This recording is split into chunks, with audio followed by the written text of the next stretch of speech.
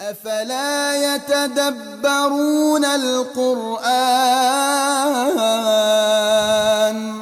أعوذ بالله من الشيطان الرجيم بسم الله الرحمن الرحيم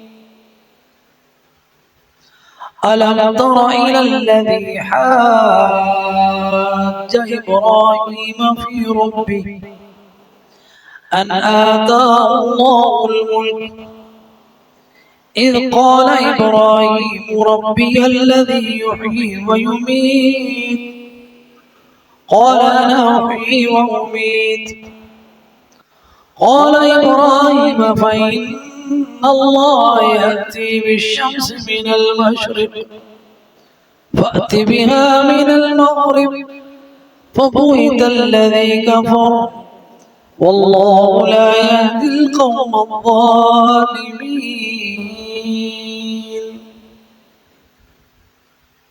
آیت نمبر 258 سورہ بقرہ. الم تر، کیا تم نے دیکھا؟ مخاطب میں اور تو، ہر قرآن کو پڑھنے والا. الم تر، کیا تم نے دیکھا؟ اور سب سے پہلے مخاطب نبی صلی اللہ علیہ وسلم کہ ان پر یہ وحی، یہ قرآن نازل ہوا کہ اے محمد صلی اللہ علیہ وسلم کیا آپ نے دیکھا؟ اور یہ دیکھنا جو ہے نا، علماء نے جیسا کہ اس کی تفسیر کی ہے، یہ رؤیا قلبیہ ہے، دل سے دیکھنا ہے. کیونکہ یہ اس زمانے کی بات ہے کہ جب نبی صلی اللہ علیہ وسلم اس دنیا میں تشریف نہیں لائے تھے. حضرت ابراہیم علیہ السلام کا واقعہ اور آپ کی پیدائش سے بہت پہلے کا، اور یہ اسلوب قرآن میں 33 مرتبہ آیا ہے، جس میں جیسا کہ فرمایا الم تر کیف فعل ربک باصحاب الفیل، کیا تو نے دیکھا نہیں کہ کیا کیا تیرے رب نے ہاتھی والوں کے ساتھ. تو یہ اسلوب ہے، یہ رؤیا قلبیہ ہے. اور قرآن جو ہے جو ہمیں بتاتا ہے، اس پر ہمارا ایمان اور یقین ہماری آنکھوں کے دیکھنے سے بھی زیادہ ہے. کیونکہ آنکھ ہماری دھوکہ کھاتی ہے، دھوکہ کھا سکتی ہے، لیکن اللہ کا فرمان برحق ہے، اس میں کوئی فریب و دھوکہ نہیں ہے. جیسے اللہ نے بتایا وہ ہمارے دیکھنے سے بھی زیادہ برحق اور سچی بات ہے. اس لیے یہ اسلوب اختیار کیا گیا. الم تر، کیا تم نے دیکھا؟ الی الذی، الی حرف جر ہے جس کا معنی کی طرف. الی الذی، اس شخص کی طرف جس نے حاج، جھگڑا کیا. یہ لفظ حاج، محاججہ، مقاتلہ، مناظرہ، جھگڑا کرنا، مناظرہ کرنا، بحث تمہیز کرنا. حاجہ، تو اس میں یہ دو اشخاص کا یا اس سے زیادہ کا مشارکہ اس میں شامل ہوتا ہے. یعنی حضرت ابراہیم علیہ السلام اور جس کے ساتھ ان کا مناظرہ ہو رہا تھا، دونوں آپس میں مناظرہ کر رہے. حاجہ، مناظرہ کیا، مجادلہ کیا، جھگڑا کیا، یہ سارے معنی حاجہ. ابراہیم، ابراہیم سے، فی ربی، اس کے رب کے بارے میں. فی ربی، اب ربی ہی میں جو ضمیر ہے وہ ابراہیم علیہ السلام کی طرف بھی اس کا مرجع ہو سکتا ہے کہ ابراہیم کی رب میں. اور جو جھگڑا کر رہا تھا، جو بادشاہ تھا جس کا ذکر قرآن نے نہیں کیا، حاجہ، اس کی طرف بھی ہو سکتا ہے کہ اس کا رب بھی تو اللہ ہی ہے. اگر جبکہ وہ نہیں مان رہا، انکار ہے، منکر ہے، لیکن رب تو اسی وہی ہے نا، پالنہار تو وہی ہے نا. تو دونوں ضمیروں کا مرجع ممکن ہو سکتا ہے. الم تر الی الذی حاج ابراہیم فی ربہ. اب ابراہیم کی یہاں پہ دو قرات ہیں، ایک ابراہیم ہا کے بعد یا، اور ایک ابراہیم بغیر یا کے ابراہیم. تو دونوں قراتیں موجود ہیں. فی ربہ، اس کے رب کے بارے میں. تو یہ اس کے بارے میں کہا گیا کہ یہ عراق کا بادشاہ تھا جس کا ذکر یہ نہ حدیث میں ہے نہ قرآن میں ہے، لیکن تابعین نے ذکر کیا. ہو سکتا ہے کہ انہوں نے اسرائیلیات سے لیا ہو کہ وہ نمرود تھا، اور نمرود کے بھی دال کے ساتھ بھی اس کا نام آتا ہے نمرود، اور دال کے ساتھ بھی آتا ہے نمروز. وہ عراق کا بادشاہ تھا اس وقت ابراہیم علیہ السلام کے زمانے میں. تو جب حضرت ابراہیم علیہ السلام ان کے بتوں کو توڑ ڈالا، جب وہ میلے ٹھیلے پہ گئے ہوئے تھے، عرس پہ گئے تھے، اور ان کے معبد میں داخل ہوئے اور کلاڑا اٹھایا، آپ کو واقعہ پتا ہے، سب کو توڑ ڈالا. اور پھر آگئی قوم، ابراہیم تو نے کیا ہے؟ انہوں نے کہا اسی سے پوچھ لو، انہی سے پوچھو، یہ اس کے بڑے نے کیا ہوگا جس کے کندھے پہ کلاڑا رکھا ہوا. فَسَأَلُوهُمْ إِنْ كَانُوا يَنْطِقُونَ، اگر یہ بولتے تو ان سے پوچھو. کہنے لگے ابراہیم تمہیں تو پتا ہے یہ بولتے نہیں ہیں. فرمایا اُفٍّ لَكُمْ وَلِمَ تَعْبُدُونَ، افسوس ہے تم پر، پھر ان کی بات کیوں کرتا. اس وقت تم کو سمجھ تو آ گئی کہ وہ ظالم ہے اور ابراہیم سچا ہے، لیکن کفر پر ان کا اڑنا اور اصرار کرنا. کہنے لگے انصروا آلہتکم ان کنتم فاعلین، اپنے آلہہ کی مدد کرو اور اس کو جلا ڈالو. چنانچہ وہ خود یہ کام کرنے کی بجائے انہوں نے معاملہ جو تھا وہ بادشاہ کی عدالت میں لے گئے کہ بادشاہ جو ہے وہ اس بارے میں فیصلہ کرے. اب بادشاہ کے جب دربار میں وہ بلایا بادشاہ نے، گئے تو وہاں پہ ابراہیم علیہ السلام کا اس کے ساتھ مناظرہ ہو رہا ہے جس کا یہ ذکر ہے. الم تر الی الذی حاج ابراہیم فی ربہ. تو مناظرہ اور مجادلہ اور جھگڑا کس لیے کر رہا ہے؟ ان آتاہ اللہ الملک، کہ اللہ نے اس کو دی ہے بادشاہت. ان کے آتاہ، دیا ہے، دی ہے اس کو اللہ نے الملک، حکومت. کہ اگر انسان کے پاس اختیار آ جائے نا تو وہ پھر بڑا کرتا ہے. جیسا فرمایا اللہ سبحانہ وتعالی کلا ان الانسان لیطغی ان رآہ استغنی، کہ جب انسان دیکھتا ہے کہ وہ بے نیاز ہو گیا، بے پرواہ ہے، مالدار ہو گیا ہے، جو طاقتور ہو گیا، تو پھر وہ اکڑتا ہے. تو اس کا اکڑ پن اور اس کا تکبر بھی اس لیے تھا کہ اللہ نے اس کو بادشاہ دی ہوئی، حکومت دی ہوئی. اگر اس کے پاس بادشاہ نہ ہوتی تو اس طرح نہ اکڑتا. ان آتاہ اللہ الملک، تو اللہ نے اس کو بادشاہ دی جس کی بنا پر وہ اتراتا ہے، اکڑتا ہے، تکبر دکھاتا ہے. اذ قال، جب کہا ابراہیم علیہ السلام نے ربی الذی یحیی و یمیت. یہاں بھی دو قرات ہیں، ایک ربی الذی بغیر یا کے، اور ایک ربی الذی. ربی الذی میرا رب وہ ہے جو یحیی زندہ کرتا ہے، ویمیت اور مارتا ہے.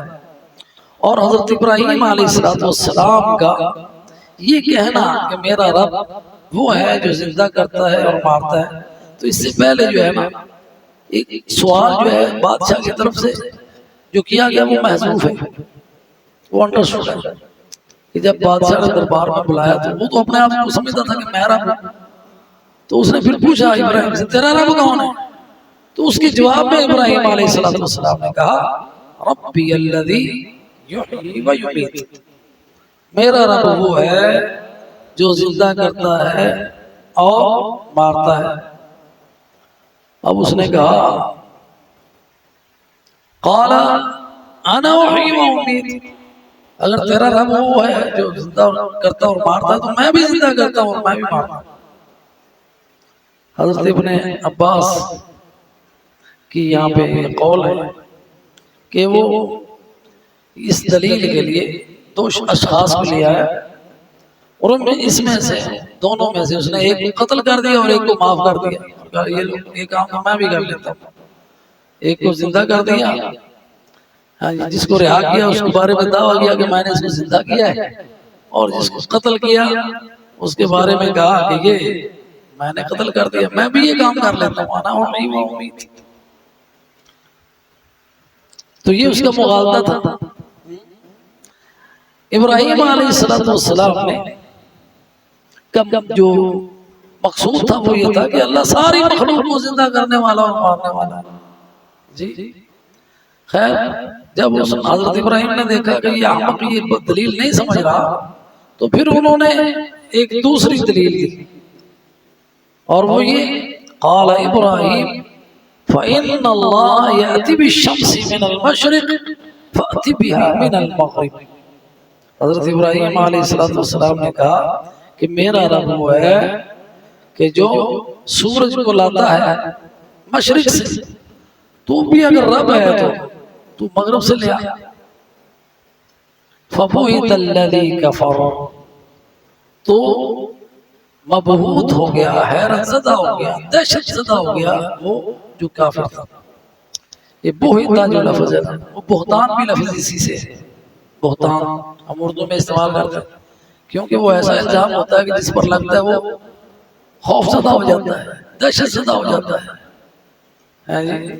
تو اس لیے اس کو بہتان کہا جاتا ہے۔ فَبُهِتَ الَّذِي، بس حیرت زدہ، لا جواب، ساکت، کوئی جواب نہ مان پایا اسے، اس جو کافر تھا۔ اب یہاں پہ یہ بھی ایک بات سمجھنے کی ہے کہ یہ بات وہ مناظرہ ہو رہا ہے نا ابراہیم علیہ السلام کا کافر کے ساتھ، اس وقت کے بادشاہ کے ساتھ، تو وہ بادشاہ بھی کہہ سکتا تھا ہاں جی کہ میں لاتا ہوں مشرق سے سورج، اگر تیرا رب کوئی اور ہے تو وہ مغرب سے لے آئے، لیکن اس کو اللہ تعالیٰ نے یہ بات نہیں سمجھائی۔ تو جب انسان حق پر ہو تو اللہ سبحانہ و تعالیٰ مددگار ہوتا ہے، اور انسان جو حق کے لیے لڑ رہا ہے اللہ تعالیٰ اس کی نصرت فرماتا ہے، اور اس کو دل میں ایسی بات ڈالتا ہے جس کا اس کے مخالف کے پاس جواب نہیں ہوتا۔ اس لیے اس بات کا کہنا حضرت ابراہیم علیہ السلام سے ہوا فَإِنَّ اللَّهَ يَأْتِي بِالشَّمْسِ مِنَ الْمَشْرِقِ فَأْتِ بِهَا مِنَ الْمَغْرِبِ، کہ میرا رب وہ ہے جو سورج کو مشرق سے لاتا ہے، تو بھی اگر رب ہے تو مغرب سے لے لے۔ اور اگر یہ بات وہ بادشاہ کیا بھی دیتا ہے نا کہ میں ہوں مشرق سے نکالتا ہوں، تیرا رب کوئی اور ہے تو وہ مغرب سے سورج کو طلوع کر کے دکھا دے، تو اگر ایسا ہوتا تو اللہ تعالیٰ کر بھی دیتے، جیسا کہ اللہ سبحانہ و تعالیٰ نے آگ کو ٹھنڈا کر دیا، اللہ ہر چیز پر قادر ہے، تو اللہ ہر طرح مدد کرتا ہے اپنے بندوں کی۔ اور یہ وہ دلیل ہے یہ واقعہ اس پہلی آیت کی کہ اللہ ولی ہے، اللہ ولی الذین آمنوا، اللہ دوست ہے ایمان والوں کا، اور یخرجہم من الظلمات الی النور، انہیں اندھیروں سے نکال کے روشنی میں لاتا ہے۔ اللہ تعالیٰ ایمان والوں کی ہر طرح مدد کرتا ہے، ہر میدان میں نصرت آتی ہے جب وہ میدان میں ڈٹ جاتے ہیں، اور جو کافر ہیں ان کی اولیاء طاغوت ہیں، ان کو پھر سجائی نہیں دیتا کہ اب کیا کریں، اس لیے فَبُهِتَ الَّذِي كَفَرَ۔ اب اس کو بات سمجھ میں نہیں آ رہی، حیران اور پریشان کہ میں اس کا کیا جواب دوں، حالانکہ بادشاہ ہے، لیکن پھر بھی لاجواب ہو گیا، کوئی بات نہ بنی اس سے، اور یہ مناظرہ ہار گیا۔ فَبُهِتَ الَّذِي كَفَرَ، بس مبہوت ہو کر رہ گیا ہے جی، بات نہ کر سکا، بات کرنے کی اس میں ہمت ہی نہ رہی حیران ششدر ہو کے منہ دیکھتا رہ گیا کہ یہ کیا بات کی، میں اس کا کیا جواب دوں۔ فَبُهِتَ الَّذِي كَفَرَ، اس کے بعد فرمایا ساتھ ہی وَاللَّهُ لَا يَهْدِي الْقَوْمَ الظَّالِمِينَ، اور اللہ نہیں ہدایت دیتا ظالم قوم۔ ہدایت کیا ہے؟ ہدایت اندھیروں سے نکل کے روشنی میں آنا ہے۔ تو یہ جو ہے یہ کن کو نصیب ہوتا ہے؟ مومنوں کو، کیونکہ اللہ ان کا دوست ہے، کافروں کا دوست نہیں ہے، اس لیے ان کو یہ گائیڈنس نہیں ملتی۔ واللہ لا یہدی القوم الظالمین، اور اللہ ظالموں کو، ظالم سے مراد شرک کرنے والے، اللہ مشرکوں کو ہدایت نہیں دیتا۔ تو اللہ تعالیٰ سے دعا ہے کہ اللہ ہمیں اپنے اولیاء میں کرے، جن کے بارے میں اس نے کہا کہ وہ انہیں اندھیروں سے نکال کر روشنی میں لاتا ہے۔ تو مومن واضح راستے پہ ہوتا ہے، روشنی پہ ہوتا ہے، یقین پہ ہوتا ہے، اور اپنے رب کی طرف سے امید سے ہوتا ہے، اور کبھی بھی مایوس نہیں ہوتا، اور اللہ سبحانہ وتعالی پر جو بھروسہ کرتا ہے اللہ سبحانہ وتعالی اس کے لیے کافی ہو جاتا ہے۔ یہ اللہ تعالیٰ کی دوستی ہے اپنے بندوں کے ساتھ۔ اللہ ولی الذین آمنوا، اللہ تعالیٰ سے دعا ہے کہ اللہ ہمیں ایمان والے بننے کی توفیق دے، کیونکہ اگر ایمان والے ہیں تو دوستی پکی ہے۔ ولایت جو ہے وہ مشروط ہے ایمان کے ساتھ، اس کے لیے وہ جھنڈے لگانے کی اور کسی قبر کا مجاور بننے کی ضرورت نہیں ہے۔ وہ جو مجاور بنتے ہیں وہ اولیاء الطاغوت ہیں، وہ حد سے گزرے ہوئے ہیں کہ انہوں نے سجدہ گاہ قبروں کو بنایا ہوا ہے۔ اور مومن جو ہے وہ کیا کرتے ہیں؟ وہ کفر کا انکار کرتے ہیں۔ فَمَن يَكْفُرْ بِالطَّاغُوتِ وَيُؤْمِن بِاللَّهِ، اس کے آپ میں سارا آتا ہے یہ فَقَدِ اسْتَمْسَكَ بِالْعُرْوَةِ الْوُثْقَىٰ۔ جو ان مقابلوں میں بھی یہ طوفان کی ایک قسم ہے نا، مناظرہ ہو رہا ہے، مجاہدہ ہو رہا ہے، اللہ تعالیٰ سادہ بن جاتا ہے، اللہ تعالیٰ سجا دیتا ہے باتیں، اللہ تعالیٰ فتح یاب کرتا ہے، جیسے حضرت ابراہیم کو کیا، اور کافروں کو یہ نصیب نہیں ہوتا۔ واللہ لا یہدی القوم الظالمین۔